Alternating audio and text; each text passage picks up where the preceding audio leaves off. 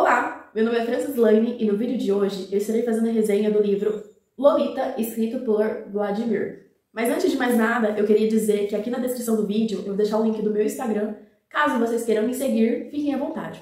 Tá, voltando para o livro. Quem me indicou a ler o livro Lolita? Quem me indicou a ler esse livro foi o Gabriel. Gabriel trabalhou comigo na Defensoria Pública e ele simplesmente me indicou a ler esse livro. E eu sempre achei o Gabriel muito inteligente, então, obviamente, eu comprei o livro. Comprei esse livro no sebo, eu paguei apenas R$10, foi muito baratinho. Por conta disso que está meio sujinho, meio usado, porque foi um livro de sebo, né? E ele é aquele tipo de livro que tem essa folha aqui, todo bonitinho. E ele é capa dura, galera. Ó, então ele sai, tá? Ele realmente é um livro bonito. Gostei sim da capa dele, principalmente porque é capa dura. O livro Lolita você consegue encontrar também em outros formatos de capa. Mas tá, chega de enrolação e vamos falar sobre Lolita. Primeiro, eu vou ler algumas partes aqui no livro, tá? E depois eu vou contar sobre as minhas experiências lendo Lolita. Quero dizer que aqui no vídeo provavelmente vai conter spoiler, então se você não gosta de spoiler, já pare de assistir o vídeo, ok? Vamos lá. Vou ler aqui atrás. Um dos clássicos da literatura do século XX, Lolita é bem mais do que um romance. É um momento de reflexão do homem na meia-idade, diante do desafio da geração mais nova. No livro de Nakao, o tema é centralizado no relacionamento radical do boy meets girls. Embora o homem em questão esteja longe de ser um rapaz e a moça não seja mais do que uma menina.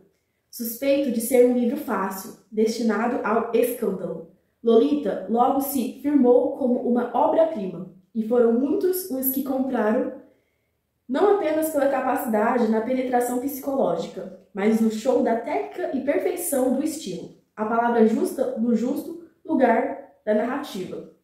A trama que envolve os dois personagens principais escapa da simples intriga sexual e se transforma numa meditação sobre o tempo e sua velocidade, tempo que retardou no professor a paixão que nunca sentira, tempo que acelerou na adolescência, condicionada pelas circunstâncias de uma época que derrubava tabus milenares, o encontro com a maturidade precoce, a burguesa fracassada e exausta, sem direito ao desespero de uma vale antecipada.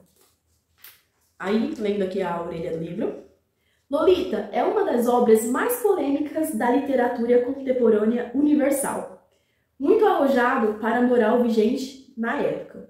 O romance de Vladimir foi inicialmente recusado por várias editoras, ao ser finalmente lançado em 1955 por uma editora parisiense.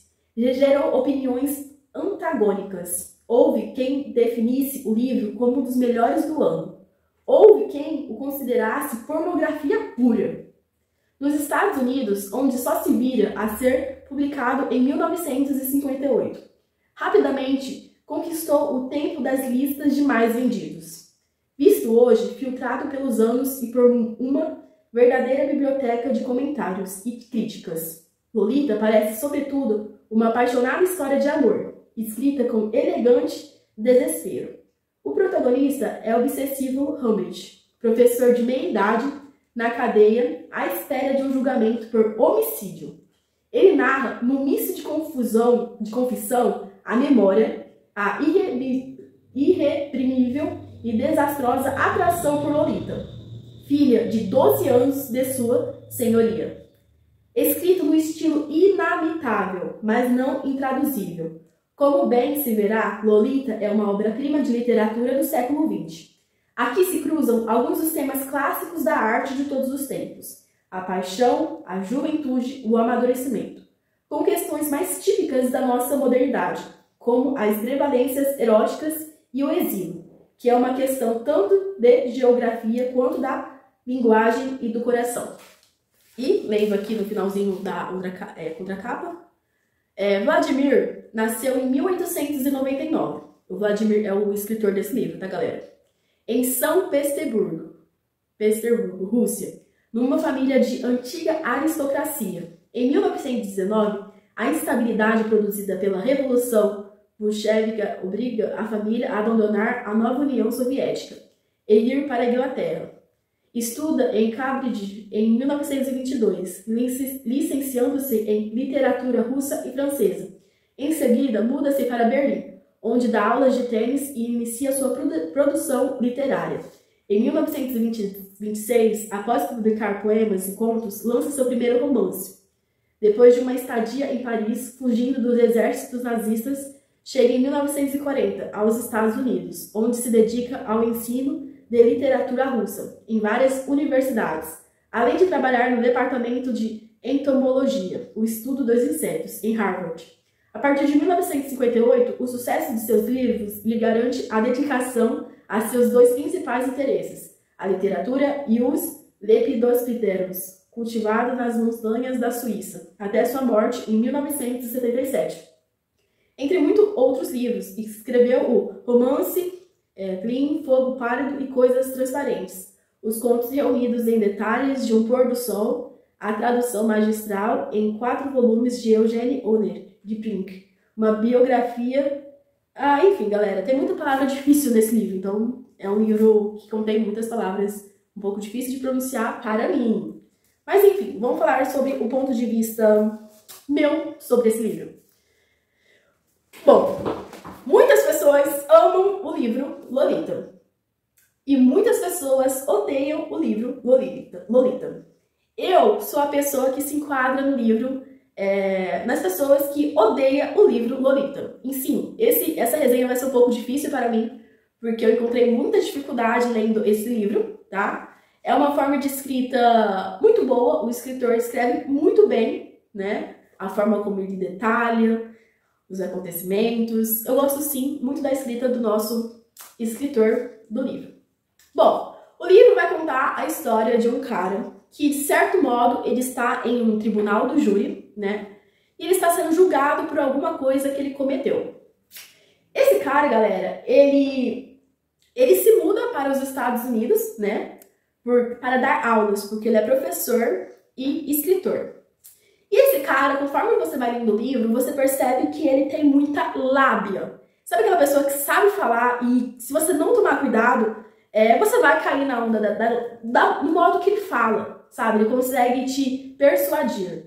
E eu não gosto muito disso, porque ele tem muita lábia ao ponto de ele faz coisas e ele meio que justifica essas coisas parecendo entender que é certo, digamos assim. Ele tem lábia, você meio que fica com dó dele. E eu não gosto de sentir isso, porque eu odiei o personagem, só que ele tem lábia e quer cativar o leitor a fazer como se ele fosse um pobre coitado, sendo que ele não é um pobre coitado, ele é um...